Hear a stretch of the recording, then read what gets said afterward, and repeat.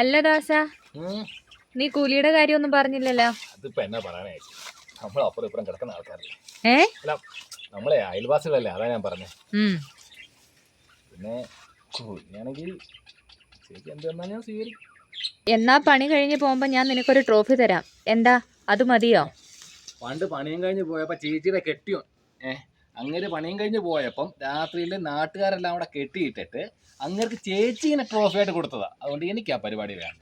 എനിക്ക് 1500 രൂപ, അതും ഗാന്ധിജി അങ്ങ് പടിഞ്ഞാറോട്ട് നോക്കിയിട്ട് ചിരിച്ചുകൊണ്ടിരിക്കുന്ന കണ്ണാടി കൂടെ ചിരിച്ചുകൊണ്ടിരിക്കുന്ന നോട്ട് എനിക്ക് കിട്ടണം. 3 എണ്ണം 1500 രൂപ. അയ്യോ, 1500 രൂപയോ? ഈ മുറ്റത്തെ 5-6 കാട് വെട്ടുന്നതിനാണോ 1500 രൂപ? 1500 രൂപയ്ക്ക് നിങ്ങൾക്ക് പുച്ഛം.